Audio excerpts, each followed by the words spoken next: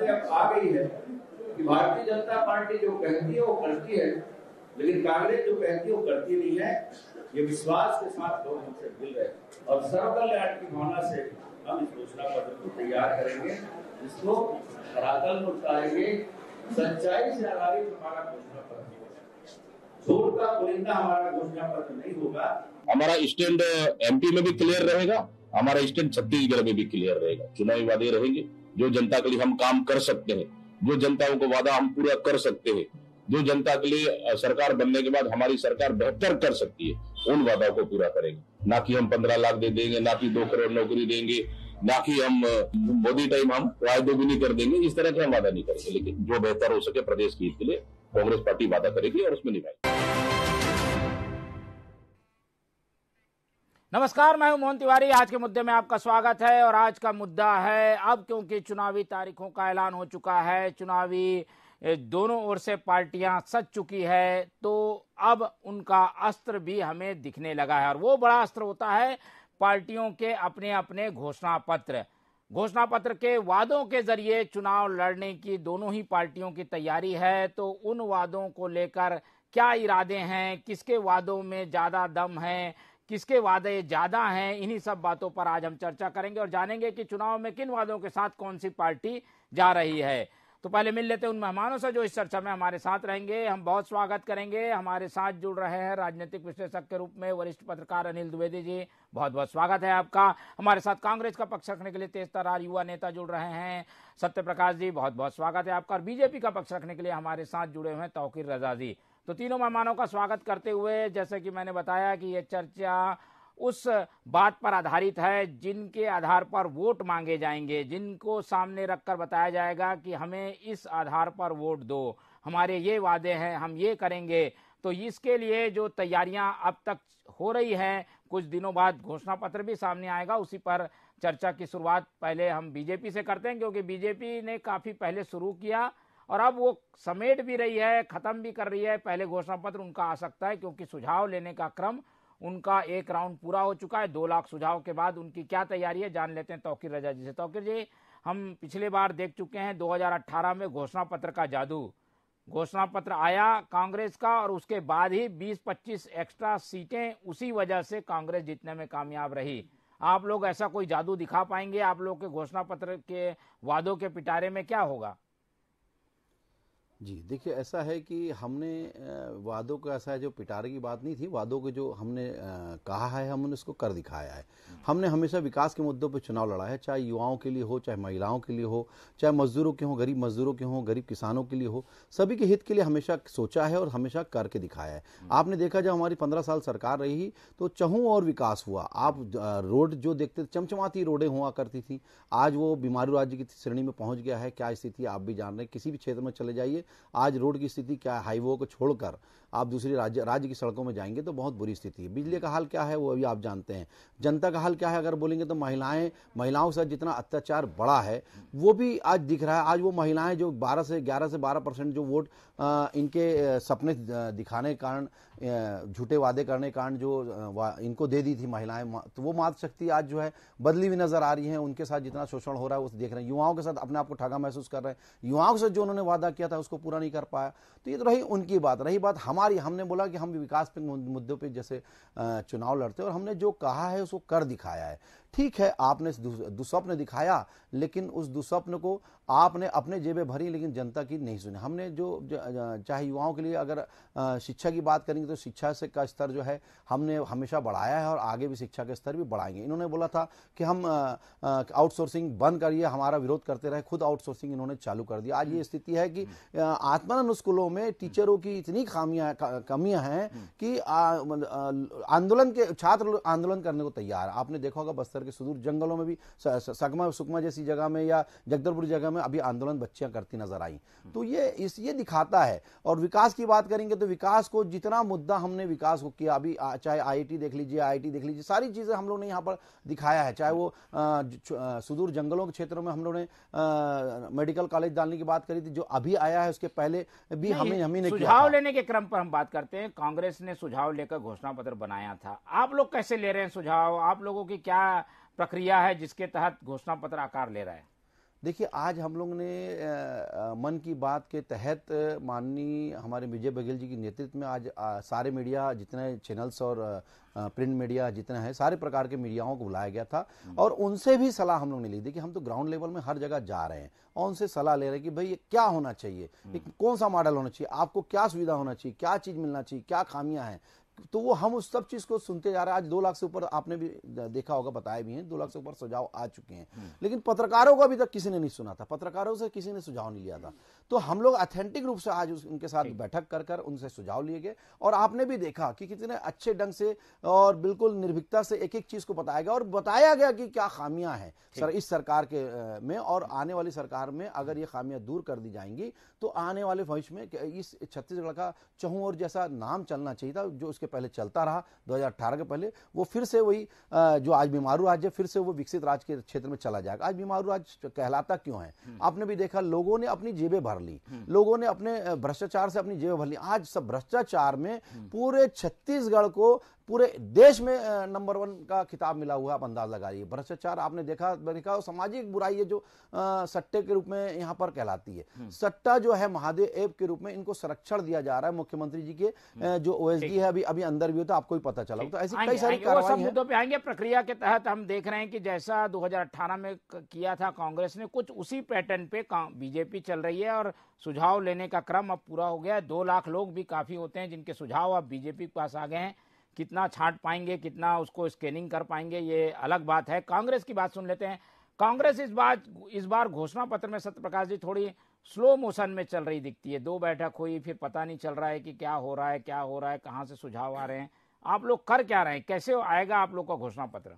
देखिए मोहन जी, बैठके का दौर चल रहा है, सुझाव भी लिए जा रहे हैं, जनता सुझाव लिए जा रहे हैं। जैसे तौकीर राजा जी की मैं बात कर लूँ, इन्होंने 15 साल की बात, इन्होंने इतने सारी चीजें गिना दी कि 15 साल ये किया वो किया।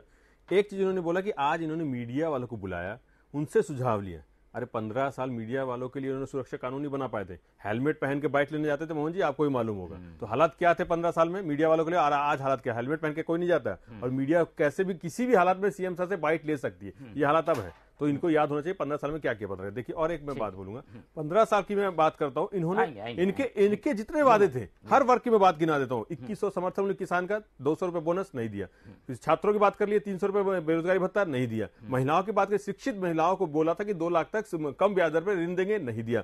आदिवासी परिवार का हर एक आदिवासी परिवार एक व्यक्ति को सरकारी नौकरी देंगे, जर्सी गाय देंगे, नहीं दिया। तो इनके जो वादे रहते हैं वो इन्होंने 15 साल में कम से कम 2500 वादे किए थे, उसमें से 25% भी इन्होंने पूरा नहीं किया। युवाओं को लैपटॉप मोबाइल की भी बात की थी। तो ऐसे तमाम इनके वादे देख, मगर मैं अपनी बात करूं, हमने 2018 में जो वादा किया, देखिए उसमें आप कर्ज माफी की बात कर लीजिए, आपकी ये धान समर्थन की बात कर लीजिए, हाफ बिजली बिल की बात, सिंचाई कर माफ की बात कर लीजिए, ऐसे तमाम चीजें हैं जो हमने करके दिखाई। हमने तो जो घोषणा नहीं भी की थी, आत्मा स्कूल हो, सीमार्ट हो, सस्ती दवाई की बात हो, वो भी हमने किया। इस बार ज्यादा सुझाव लेने की जरूरत नहीं है। सुझाव अभी भी ले रहे हैं, सोशल मीडिया के माध्यम से ले रहे हैं, अपने क्षेत्र में जनता से ले रहे हैं, जो वहां के जनप्रतिनिधि है क्षेत्रों के, वो जनता के पास जाकर सुझाव ले रहे हैं। अभी भी सुझाव का प्रक्रिया चल रही है और जैसे जैसे सुझाव आ रहे हैं वैसे घोषणा पत्र की रूपरेखा तैयार हो रही है। इसलिए मैं बोल रहा हूं कि बैठकों का दौर जारी है। वो मीडिया में खबरें नहीं आ रही है या पता नहीं चला, अलग बात है, मगर बैठकों का दौर जारी है। हमारे जो शीर्ष नेतृत्व प्रदेश के आपस में चर्चा भी करें कि किस तरह का घोषणा पत्र होना चाहिए। क्योंकि हम, जैसे हमारे दीपक वैद्य जी ने बोला, हमारे प्रदेश अध्यक्ष जी, कि हम बीजेपी जैसे जुमलेबाजी नहीं बनाएंगे, हम जो जनता के हित में होने चाहिए, जैसे 2018 में बनाया वैसे ही अभी भी हम घोषणा पत्र में डालेंगे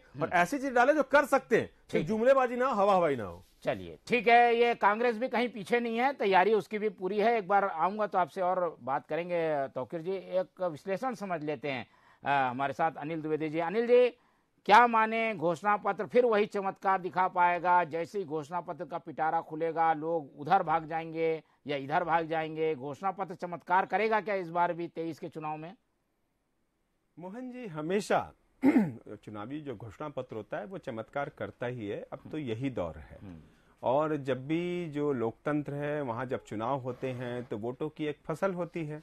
उस फसल को काटने के लिए राजनीतिक दल चुनावी घोषणा पत्र का इस्तेमाल करते हैं, आरोप घोषणा पत्र लेकर आते हैं और पिछली बार 2018 का चुनाव भी हमने देखा कि बीजेपी ने किस तरह दूज के जला छाछ वाली कहावत है ना, इस बार बीजेपी को देखना पड़ेगा कि 2018 में आपने कहां गलतियां की घोषणा पत्र में कि जनता आपको पर विश्वास नहीं कर सकी और उसने कांग्रेस की सरकार बना दी। कांग्रेस की भी बल्ले बल्ले है, उसको भी लग रहा है कि 2018 में जो हमने वादे किए उससे ज्यादा बड़े वादे किए जाए। फिलहाल जो सुनने में आ रहा है तो कांग्रेस कह रही है कि 500 रुपए में गैस सिलेंडर देंगे, 2000 रुपए महिलाओं को देंगे। ये घोषणा होगी नहीं होगी एक अलग बात है, लेकिन चर्चाएं तो मार्केट में हैं। अब बीजेपी की चिंता ये है कि उसका संगठन बहुत अच्छा है, देवतुल्य कार्यकर्ता हैं उसके पास, नेता भी बड़े मेहनती हैं, हालांकि आयातित नेता बहुत ले आए हैं, कांग्रेस से आ गए हैं बहुत सारे नेता, लेकिन देखना ये होगा कि बीजेपी की जो चिंता है वो यही है कि हम जितना घोषणा पत्र तैयार कर रहे हैं, जनता से पूछ रहे हैं, पत्रकारों से पूछ रहे हैं, आम आदमी के बीच जा रहे हैं, विशेषज्ञों से भी बात कर रहे हैं, इसके बाद भी कांग्रेस कहीं नहले पे दहला ना मार दे। क्योंकि मुख्यमंत्री भूपेश बघेल की जो नीति है, जो स्ट्रेटजी है, जो किसी भी तरह की नीचे जाकर के रिस्क ले सकते हैं अगर पार्टी को जिताना है तो जैसा कि मैंने पहले बताया कि अगर ऐसे वाले भी हो सकते हैं, अगर असम में जैसे मुख्यमंत्री भूपेश बघेल की जिम्मेदारी मिली, जब उन्होंने वहां वादे किए, या कर्नाटक में वो चुनाव प्रचार करने वहां इस तरह उनका मॉडल उठाया गया, अगर उससे अच्छा कोई मॉडल चुनावी घोषणा पत्र के रूप में कांग्रेस ले आती है, बीजेपी को फिर से इस बार तकलीफ होगी। हालांकि बीजेपी ने अपने 15 साल का कार्यकाल लेखा जोखा सामने रखा है, जनता उस पर भरोसा करती है, ऐसा नहीं है कि नहीं करेगी, लेकिन अब तो जनता 5 साल देख रही है कि 5 साल में मुख्यमंत्री भूपेश बघेल ने क्या किया, कितने वादे पूरे हुए। हालांकि उनके बीच में शराबबंदी और ऐसे कई मुद्दे हैं जिसको वो लागू नहीं कर सके, लेकिन अगला जो कांग्रेस चुनाव घोषणा पत्र लाएगी वो बहुत मायने, कोई चौंकाने वाला वादा आ सकता है दोनों ओर से, लगता है क्या ऐसा? कांग्रेस ज्यादा लेकर के आएगी मेरे को लग रहा है, क्योंकि कांग्रेस बीजेपी थोड़ा सा, हालांकि हम उसको लोकतंत्र में गलत नहीं कहना चाहिए, बीजेपी ये जरूर करती है कि भाई मुफ्त में कितना देंगे, फ्री में कितना बांटेंगे, अर्थव्यवस्था को तो दांव पे नहीं लगा सकते, सभी वर्गों का विकास जरूरी है, इंफ्रास्ट्रक्चर भी जरूरी है, इसलिए बीजेपी शुरू से ये सिद्धांत बना के रखी है कि जरूरत से ज्यादा फोकट का नहीं देंगे, चाहे सरकार बने चाहे न बने। अब ये जो सधुक्कड़ी है, ये जो साधुपना है, ये कांग्रेस नहीं दिखाती है। कांग्रेस कहती है कि भैया ये तो चुनाव की जंग की है, चुनाव का मैदान है, इसमें तो हम जनता के विकास के लिए, जनता के भरोसे के लिए जो करना है वो करेंगे, और इसलिए कांग्रेस कभी कभी आगे निकल जाती है। ठीक है, तो रेवड़ी कल्चर भी इस बार देखने को मिल सकता है। बीजेपी की ओर रुख कर लेते हैं, तौकीर जी इंतजार भी कर रहे थे। तौकीर जी, आप लोगों की ओर से तो प्रधानमंत्री मंचों से कह चुके हैं कि रेवड़ी कल्चर नहीं चलेगा, मुफ्त में बांटना नहीं है, फिर आप लोग डालेंगे क्या घोषणा पत्र में? उसके बिना तो घोषणा पत्र में जान ही नहीं आएगी, जान निकाल दोगे आप लोग, कागजें पेज 4-5 पेज भले जारी कर दो, क्या होगा, क्या कैसे बनेगा जब बांटना ही नहीं है, पैसा मुफ्त देना ही नहीं है, तो कैसे होगा? देखिए, बहुत अच्छी बात आपने उठाई, कायदे से ये सिस्टम को बदलना भी चाहिए। आज मीडिया में भी ये सब चीज़ें उठ रही हैं और लोग चाहते भी हैं कि ये जो मुफ्त वाला सिस्टम है वो बंद होना चाहिए कायदे से। मैं अपनी बात नहीं, पार्टी की बात नहीं करता। अगर पार्टी की बात करूं तो माननीय मोदी जी जो कहते हैं वो करके दिखाते हैं। आपने केंद्र में की अगर योजना देखी, जो उन्होंने जो वादा किया था, धारा 370 हटा दिया, 3 ट्रिपल तलाक लाना था वो ला दिया, और उसके अलावा राम मंदिर जी का मुद्दा था, राम मंदिर आज उद्घाटन के करीब पहुंच गया है। तो आप इसको अंदाज लगाए, जो जो हमने वादा किया वो करके दिखाया है। विकसित राज्य, ये जो विकसित देशों की श्रेणी में टॉप में पहुंच गया, ये छोटी मोटी बात नहीं होती। तो आप अंदाज लगाइए कि अगर इसके अलावा उसी तरीके से अगर राज्य को भी ये काम करने के लिए प्रेरणा मिल रही है तो माननीय मोदी जी के कारण ही मिल रही है। आज मोदी जी भी यही कहते हैं और हम भी यही कह रहे हैं, हम विकसित राज्य बनाएंगे, हम जो भी अगर देंगे, हम जो कहते हैं वो करके दिखाते हैं। हम झूठे वादे करते नहीं करते, हम झूठे वादे करके सरकार नहीं बनाते। आपने लोग लुभावन झूठे वादे किए, आज आपने क्या किया? शराबबंदी, अभी अनिल भाई जी जो बात बोल रहे थे कि बघेल जी किसी भी स्तर तक जा सकते हैं सरकार बनाने के लिए, ये हकीकत है, वो कोई भी घोषणा कर सकते, कोई बड़ी बात नहीं, लेकिन उससे कुछ नहीं होता। जनता ने 5 साल देख लिया कि शराबबंदी का वादा किया, शराबबंदी घर घर तक पहुंच गई, नशा भी घर तक पहुंच गया। उसके अलावा आपने बेरोजगारी भत्ता देने की बात की तो कितने लोगों को दिया और इतने सारे नियम थोक दिए कि बेरोजगारी भत्ता युवा ले नहीं, ठगा हुआ महसूस कर रहा है, ले नहीं पा रहा है। रजिस्टर्ड इनके रिकॉर्ड के हिसाब से विधानसभा में इन्होंने प्रस्तुत किया। 10 लाख लोगों को बेरोजगारी भत्ते देने के अलावा और भी लोगों को रोजगार देने बात की रहे थे। मुश्किल से 32,000 अपनी बता रहे हैं कि 32,000 तक हमने दिया है।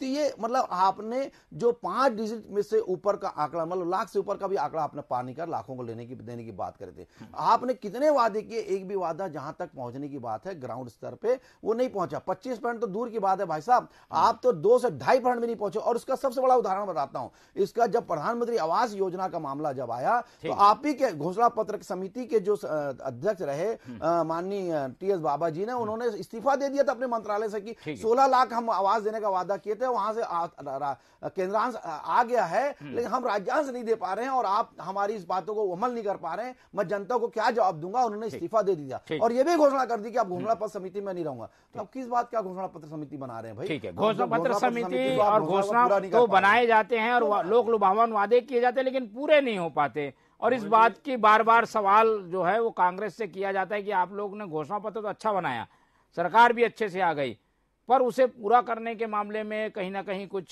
कमी है। अभी भी सत्यप्रकाश जी, मोहन जी देखिए, तौकीर रजा जी ने जो बात की, जो अनिल जी ने बात की कि मुख्यमंत्री जी किसी भी हद तक जा सकते हैं। हाँ वो बात ठीक है, वो किसी भी हद नहीं, मैं बता रहा हूं, तो बीत गए, किसी भी हद तक जा सकते हैं जनता को हित देने के लिए, जनता के भलाई के लिए किसी भी हद तक जा सकते हैं वो इसीलिए नहीं, कांग्रेस की बात कर लेता हूं मैं, कांग्रेस पार्टी किसी भी हद तक जा सकती है जनता को भलाई करने के लिए, जनता के हित के लिए करना जाएगी। लेकिन अभी वादों की बात कर रहा हूँ, 36 में से 34 वादे हमने पूरे किए, इन्होंने 2500 जैसे मैं बोला 15 साल किए थे, 25% पूरा नहीं किया। अरे शराबबंदी आपको मुख्यमंत्री जी भी बोलते थे, हार जाऊंगा शराबबंदी करेंगे, हमने शराबबंदी की तरफ कदम बढ़ाया। उस समय 36 का दूसरे नंबर पे था, आज 18वें नंबर पे। जो आपने धोखा दिया क्यों नहीं दिया भाई? किस स्तर तक का मतलब होता है कि कितने गिरे स्तर तक जा सकते हैं, ये गिर जाते हैं, अपने स्तर को गिराते थे, इसका मतलब ये होता है। लेकिन पूरा नहीं किया केंद्र की मोदी सरकार, 1,55,00,000 छोड़ जाती है, घोटाला कर विकास क्या हो जाता है, कोई रेवड़ी नहीं होती है। मगर अगर छत्तीसगढ़ की सरकार, कांग्रेस पार्टी की सरकार अगर कोई काम करती है विकास के लिए तो रेवड़ी हो जाती है। भाई जनता की करना पड़ेगा, हम करेंगे। हमको अगर 2600 से 2800 देना पड़ेगा, वो अगर रेवड़ी वो भी हम करेंगे। सवाल पे आते सवाल वही मैं बोल रहा हूँ, जनता के करना पड़ेगा और करके रहेंगे। इनके जैसे नहीं है कि लोगों को छोड़ दे, आदिवासियों को छोड़ दे, महिलाओं को छोड़ दे, उनके महिलाएं को अपराधी 5 नंबर पे था, आज 16 नंबर पे। सरकार ने यही दिक्कत हो रही है। उनकी बात आनी, फिर आपको मौका दूंगा, आपकी बात दो आएंगे। मैं आपका सवाल आपका तौकीर जी आपका सवाल आएगा। सच्चाई बता दो, ये दिक्कत हो जाती है। मैं वही बोल रहा हूँ, एक चीज और मैं बता दो, इनके झूठ और इनके झूठ की बात कर, मैं वही तो बोला 36 और 34 वादे पूरे किए। किसान कर्ज माफी की बात कर लीजिए आप, बिजली बिल की बात कर लीजिए, कौन से वादे पूरे नहीं किए? हमने 36 और 34 वादे पूरे किए, ये एक तक किया है जो घोषणा पत्र में नहीं था, जनहित के लिए करना पड़ा वो काम किया है। बस्तरों की बात करिए, आप मेडिकल कॉलेज की बात करिए, आप सस्ती दवाई की बात करिए, हमने वो काम किए नहीं थे। तो ये बात क्या करेंगे? ये किसी भी हद से जनता से बात करने लायक नहीं है। 2 मिनट ठीक। सत्यप्रकाश जी, क्या आपने 100% वादे पूरे कर दिए कि आप चुनाव में जा रहे हैं? साफ बता दीजिए। 95% से वादे पूरे हो गए, 35% पूरे हो गए। चलिए 95% तो पूरे हो गए। उसमें से एक वादा जो है वो आगे बढ़ा हुए, हमने शराबबंदी का किया था, इनसे हमने समिति में सदस्य मना कर दिया। किसी भी बच्चे की अगर मार्कशीट देखे 95% तो बहुत अच्छे अंक, मेरिट में आ गया बच्चा। अपने एग्जाम दिए और अपने जज बन के उसका फैसला सुना दी। अरे तो बताओ कौन से वादे पूरे नहीं किए? आप कर क्या रहे हैं? एक वादे गिना रहा हूं, मैं बोल रहा हूं वादे में गिना रहा हूं आपको। आप गरीब बच्चा आपको याद कर लो, 2177 आपका याद कर लो, 200 आपका याद कर लो। आदिवासी की बात आप याद कर लो, आदिवासी की नौकरी देने की बात आपकी बता दो भाई, लैपटॉप की कहां से लेके? अरे अपने वादे याद करो ना, महिलाओं को कम ब्याज दर में पीएससी में क्या हुआ? जो पीएससी की बात नहीं कर रहा था, आपके 15 साल में 9 पीएससी एग्जाम ही नहीं हो पाए थे। पेपर मार्केट अगर उसके परिवार का सदस्य बैठता है तो उसको हटाना पड़ता है सारे सिस्टम से। 16 सुप्रीम कोर्ट में है। आप अपने टाइम का जो काल है वो याद कर लीजिए, टॉप कर दिया गया। उसी को संज्ञान लेकर कोर्ट ने क्या करा, न्यायालय ने आप जाके का काल हुआ था। आज छत्तीसगढ़ विकसित हो रहा था, आपको दिक्कत हो रही है। यही सबसे बड़ी समस्या है आपके साथ, और एक को सजा मिलेगी। ठीक है, अब अनिल जी की बारी। ठीक है अनिल जी, ठीक, आप सब घिराव में हैं, ठीक, और सबूत के साथ आएंगे ठीक है। तौकीर जी हो गया, आ गई बात, आपकी बात आ गई। ठीक। ये समस्या आपके साथ। अरे आ गई बात, आ गई आप दोनों की बात। अनिल जी को मौका दे रहा हूँ मैं, अनिल जी को मौका दे रहा हूँ, अनिल जी की बात आ गई। ठीक है अनिल जी, मंत्री जी तो ये वादा करके आए थे एक एक करके चलिए हो गई बात। ठीक है, तो मैं बोल रहा हूँ ना, झूठ आपके कमीशन खोरी। एक प्रदेश का मुख्यमंत्री खुद बोलता है कि कमीशन छोड़ दीजिए तो सरकार आएगी। चलिए ये हालात थे। समय कम है। अनिल ने टिप्पणी बात देखिए क्या है कि अनिल जी चुनाव में जा रही है दोनों पार्टियां, वादे कितने अधूरे रहे हैं उसका असर होगा। देखिए मोहन, एक बहुत अच्छी हमने लाइनें सुनी है संस्कृत में, ऋण कृत्वा घृतम पिबेत। जब ये हालात किसी सरकार में हो जाते हैं तो किस तरह के दृश्य सामने आते हैं कि आप ही की सरकार का मंत्री केंद्र को पत्र लिखता है कि हम इतने हजार आवास नहीं दे पा रहे हैं। क्यों नहीं दे पा रहे हैं? केंद्र से राशि मिले न मिले, अगर राज्य सरकार का आर्थिक संसाधन अच्छा है, अर्थव्यवस्था अच्छी है, तो आप 16 लाख मकान अपने पैसे बना लेंगे। हालांकि कांग्रेस ने उसकी पहल की है, लेकिन जब आपकी जब बाद भी स्वीकृति नहीं हुई है, इसलिए हम अलग योजना लेके आए हैं। ठीक है, केंद्र सरकार को पैसा देने के बाद भी स्वीकृति नहीं मिली। सहमत हूं, लेकिन आप ही के मंत्री ने लेटर क्यों लिखा इस तरह का? उन्हें समझना होगा ना। मैं हमले नहीं कर रहा हूं कांग्रेस में, मैं ये कह रहा हूं कि किसी भी राजनीतिक दल की सरकार हो, वादे वही किए जाएं जो आप अपने खुद की क्षमता के दम पर पूरे कर सके। केंद्र सरकार तो ठीक है जीएसटी का पैसा देती है और तमाम तरह के कर बाबा देती ने है। बोला कि हम सिर्फ 12% वादा करें। प्लीज मुझे बोलने आपकी बात आ रही है। इसका ये हर राजनीतिक दल के लिए सबक है। जनता को भी ये सोचना होगा कि जो हवाई वादे हो जाते हैं उस पर कितना भरोसा करके आप आंख मूंद करके वोट दे देते हैं। और मैं एक और बात कहना चाहूंगा, शराबबंदी करने में क्या प्रॉब्लम थी? राष्ट्रपिता महात्मा गांधी ने उसका विरोध किया और शराब का विरोध किया कि शराब नहीं पीना, मद्यपान होना चाहिए। कांग्रेस आज पर भी स्टैंड नहीं ले पा रही है। पहले आप कहते हैं कि बस्तर पर पहले देखेंगे, बस्तर पर नहीं होगा, फिर बोलते हैं आप दूसरे जिलों में करने की कोशिश करेंगे, फिर आपने कहा कि नहीं ये सामाजिक कुछ प्रतिबंध हैं, उन सामाजिक दायरों को देख करके करना होगा। तो ऐसे वादों से भी बचना होगा। मैं ये नहीं बोलता कि बीजेपी इस तरह के वादे नहीं करती होगी या पूरे नहीं करती होगी, वो दूसरे वादे करती होगी, उससे पूरे नहीं होते होंगे। जनता ने उसको देखा, इसलिए उनको हटा भी दिया।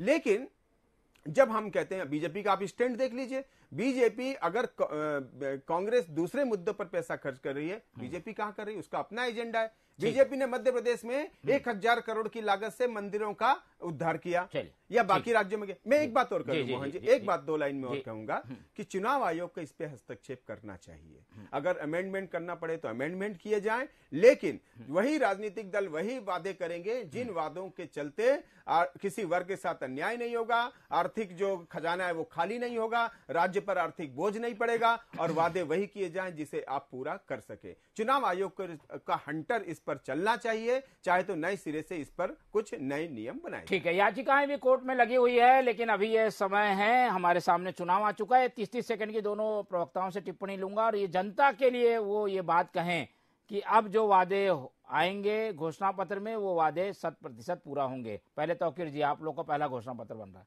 जी बिल्कुल, देखिए ऐसा है कि हम जो घोषणा पत्र बना रहे हैं, हम उसमें जो भी वादे करेंगे हम उसको 100% निभाएंगे, और हम झूठे वादे नहीं करते। हम झूठे वादे ना पहले भी किए और जनता ने देखा है। और जनता से ये अपील करूंगा, आपने 15 साल की हमारी डॉक्टर रमन सिंह जी की सरकार को देख लीजिए, और अभी 5 साल की भूपेश बघेल की भूपू सरकार को भी देख लीजिए, आपको समझ में आ जाएगा। अगर हमने हमारे वादे अगर ज्यादा अगर फेल लगते हैं तो बिल्कुल आप उसको बिल्कुल निगाह में रखिए, और अगर इनके वादे अगर इन्होंने झूठे वादे करे हैं तो इनको उखाड़ फेंकिए। आपने, मैं यही अपील करना चाहूंगा जनता से भी, जनता से अपील।